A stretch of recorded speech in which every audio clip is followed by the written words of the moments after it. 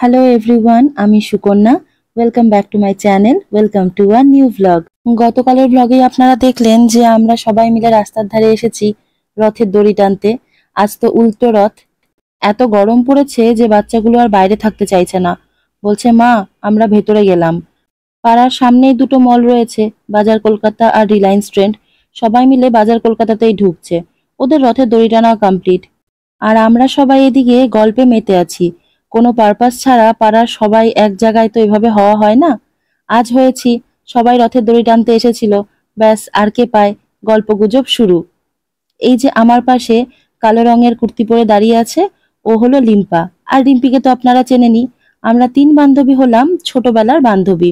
ও এত গল্পে মেতে আছে যে আমি ওকে ডাকছি ও শুনতেই পায়নি। ওর পাশে ওর ভাইয়ের বউ দীপিকা, আর এই লাল কুর্তি পরে আমার বৌদি, তার কোলে গিনি, আর পেছনে লাল হলুদ শাড়ি পরে আমার মা। আবার রিম্পির মাও দেখছি সেম লাল হলুদ শাড়ি পরেই এসেছে। আমরাও আর গরমে থাকতে না পেরে বললাম চলো আমরাও যাই, মলের ভেতরে ঢুকি, একটু এসিতে ঠান্ডা হয়ে আসি, তারপরে বাড়ি যাব। এসে দেখছি বাচ্চাগুলো তো এখানে রামরাজত্ব শুরু করেছে। বাচ্চাগুলোকে দেখে আমরা তো ঢোকার পরে রীতিমতো ভয় পাচ্ছি।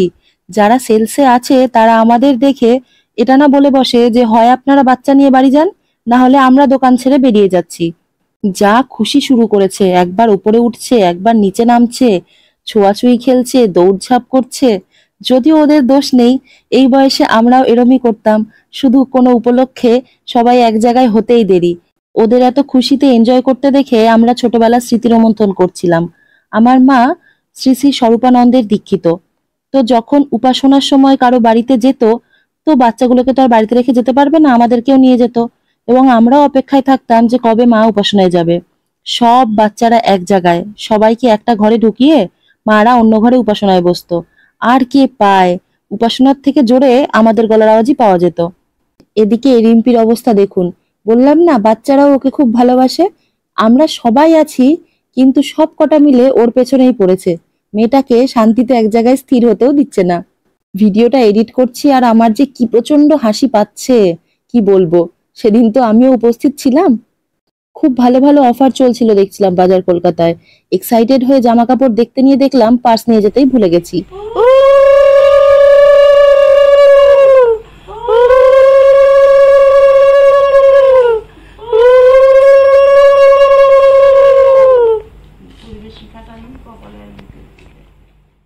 আমরা যেদিন বাড়িতে এলাম সেদিনই মা আর বৌদি মিলে মামা ভাতের আয়োজন করেছিল। যেহেতু অন্নপ্রাশনের নিয়ম নেই, সেই জন্য মামা ভাতটাও বাড়িতে নিজেরা নিজেরা মিলে করারই প্ল্যান ছিল। কিন্তু আমরা এতই টায়ার্ড ছিলাম যে সারা দিন ঘুমিয়ে কাটিয়েছি। একবার মোহর ঘুমাচ্ছে, একবার অভিষেক ঘুমোচ্ছে, না হলে আহান ঘুমোচ্ছে, না হলে আমি ঘুমোচ্ছি। আমরা চারজনে অল্টারনেট ওয়েতে সারা দিন ঘুমিয়েছি। মা রান্না বান্না সমস্ত আয়োজন করে শুধু অপেক্ষা করে গেল যে কখন আমরা সবাই একসাথে জেগে থাকবো। কিন্তু সেদিন আর সারাদিনে কেউ একসাথে জেগে থাকতে পারলাম না। তারপরে মা বলে ঠিক আছে, দিনে যখন হয়নি রাত্রেবেলাতেই না হয় শুভ খাইয়ে দেবে। আমার দাদার ডাকনাম শুভ। এবার দাদারও তো কাজ রয়েছে, ও তো সারাদিন আমাদের জেগে থাকার অপেক্ষায় বসে থাকতে পারে না। ও নিজের কাজে বাইরে গেছে। বাইরে থেকে বারবার মাকে ফোন করছে, একবার বৌদিকে ফোন করছে যে আমরা সবাই উঠেছি কিনা। তো হয় যখন আমরা উঠে থাকছি তখন মোহর ঘুমোচ্ছে, আর না হলে মোহর জেগে থাকলে আমরা ঘুমোচ্ছি। তারপর সবাই মিলে যখন একসাথে জেগে আছি তখন রাত হয়ে গেছে। মা সঙ্গে সঙ্গে দাদাকে ফোন, যে সবাই একসাথে জেগে আছে রে, তাড়াতাড়ি বাড়ি আয়। এবার ও একটা কাজের মধ্যে আছে, সেটা তো ফেলে রেখে আসতে পারছে না। ও যতক্ষণে বাড়ি এলো ততক্ষণে আবার মোহর ঘুমিয়ে পড়েছে, সাথে আদরও ঘুমিয়ে পড়েছে। মা বলল আজকে আর মামা ভাত হবে না। তো সেই দিনের আর কিছু হয়নি। তাই আজ উল্টো রথের শুভ দিনে জগন্নাথ মন্দির থেকে প্রসাদ নিয়ে এসে দাদা ওকে প্রসাদ খাইয়ে দিল। যেটাই খাওয়াচ্ছে টুকটুক করে সবই খেয়েছে।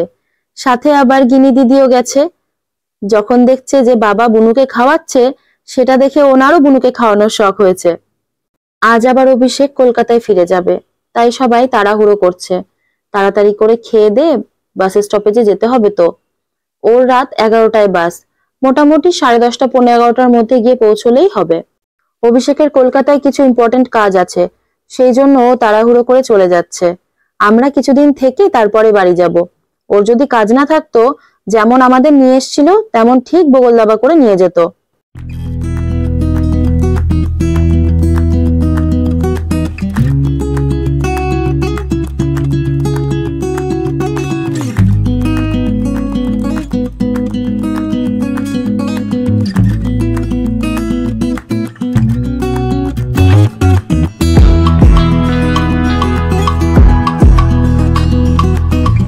অভিষেক গতকাল চলে গেছে, আজ পরের দিন।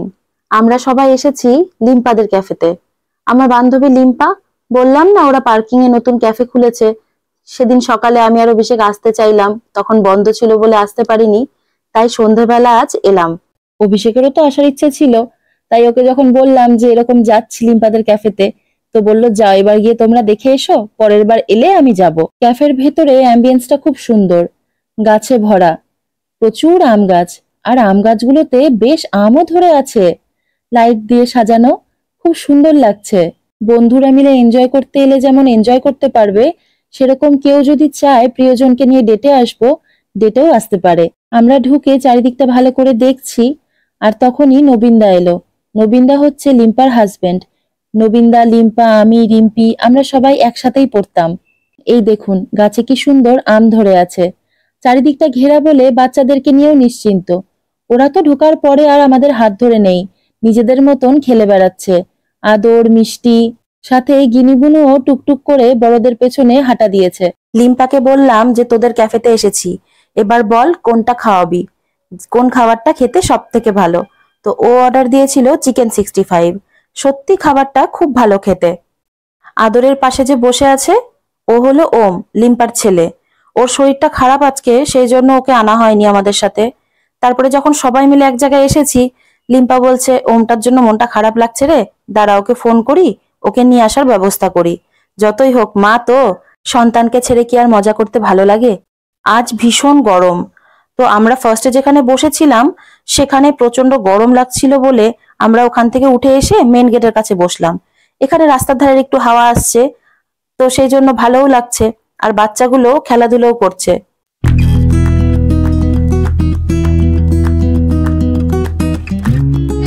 কোথায় রে? তুই জেলখানায় ঢুকে গেছিস?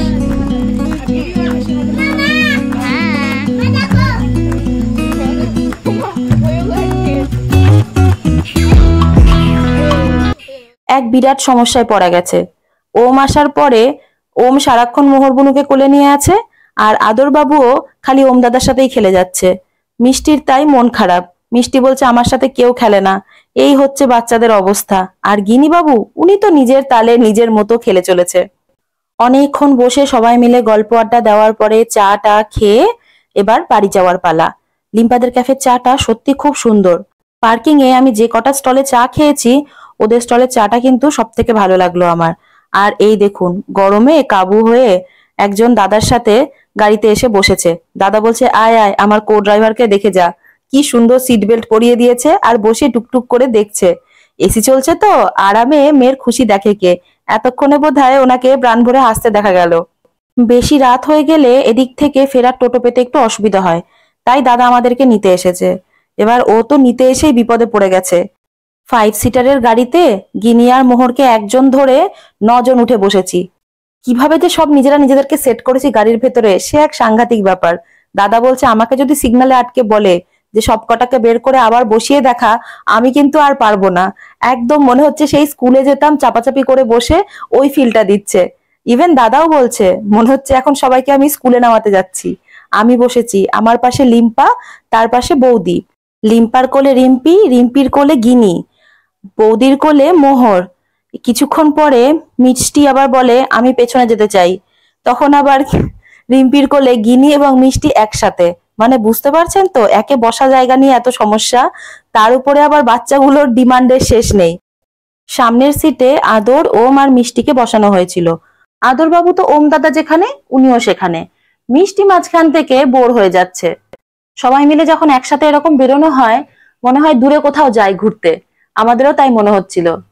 এই চাপাচাপির মধ্যে মোহরবাবু খাওয়া দাওয়া হয়ে গেছে, ব্যাস এবার ওনার ফুর্তি ফিরে এসেছে। হালুমবুড়ি গর্জন শুরু করেছে, আর তারও কি নাচ দেখে কে।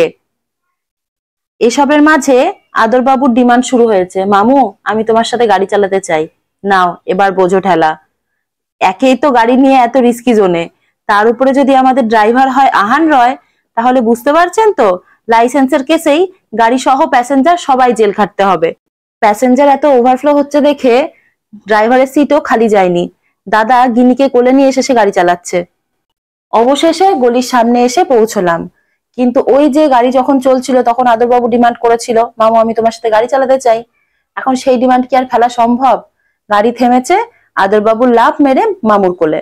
এবার মামুর কোলে ভাইয়াকে দেখে গিনি রানী বাবা করতে করতে গিনিও গিয়ে বাবার কোলে বসে পড়েছে।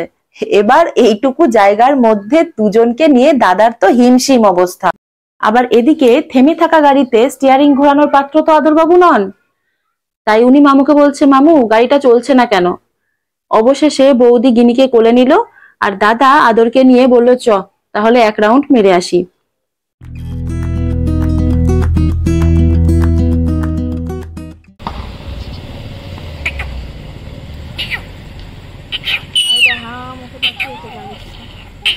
মারে ও আসছে আসছে ই আনতে গেছে, ফুচকা আনতে গেছে। কটা ফুচকা খাবে তুমি? কটা? একটাই ফুচকা খাবে? হনুমানটা বাদরটা কেমন করে? মাংকিটা দেখি দাও দেখি দাও। মাংকিটা কেমন করে? পেঁচা কেমন করে? পেঁচা কেমন করে? আসছে আসছে বাবা আসছে, বাবা আসছে, ফুচকা নিয়ে আসছে। মাংকিটা কেমন? দেখি দেখি পেঁচা কেমন করে? পেঁচা পেঁচা পেঁচা কেমন করে? তোর চোখই পেঁচা হয়ে গেছে এখন। তো গন্ধ দিচ্ছে। একভাবে ওই দেখো খালি হাসি পড়েছে। এই ওই দেখো বাইক চালাবে। ইস অবস্থা দেখো। ও হলো ছোটু, রিম্পির ভাই। আদরবাবুর সাথে ছোট মামুরও খুব খাতির। যে যার কাজ সেরে বাড়ি ফিরছে, ওও দোকান থেকে বাড়ি ফিরছে, আমাদের সাথে রাস্তার ধারে দেখা। এদিকে আদরবাবুও মামুর সাথে গাড়িতে এক রাউন্ড মেরে চলে এসেছে। গাড়ি থেকেই দেখে নিয়েছে ছোট মামু বাইক নিয়ে দাঁড়িয়ে আছে, ব্যাস আর কে পায়। গাড়ি থেকে নেমে বলে, মামু আমি এবার বাইক চালাবো। ইস মা দেখি দেখি দেখি। হ্যাঁ ও এবার ছোটকে থেকে হয়ে গেল। হ্যাঁ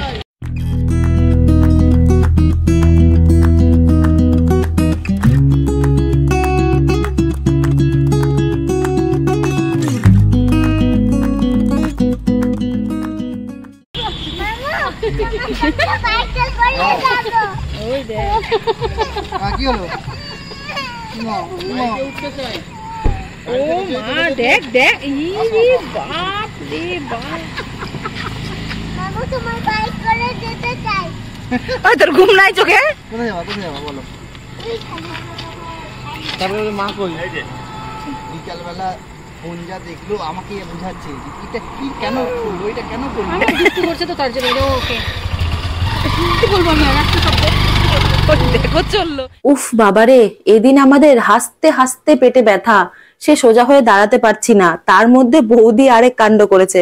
আদর ওর বোতলটা বৌদিকে দিয়ে গেছে, ও এখন দাদাকে বোতল পরাবে, বলে ভাগনার বোতল মামা গলায় ঝুলিয়ে ঘুরে বেড়াও। যা হয় আর কি, সবাই আর কির মোডে।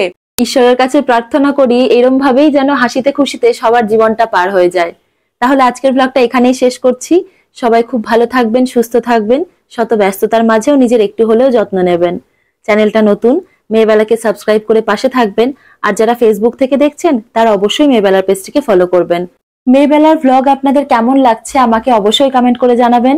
ইউটিউব, ফেসবুক পেজ বা ইনস্টাগ্রামে, যেটাতে আপনার সুবিধে। ফেসবুক এবং ইনস্টাগ্রামের লিংক এই ভিডিও ডেসক্রিপশনে দেওয়া আছে। দেখা হবে খুব তাড়াতাড়ি আবার নতুন একটি ব্লগে। ধন্যবাদ।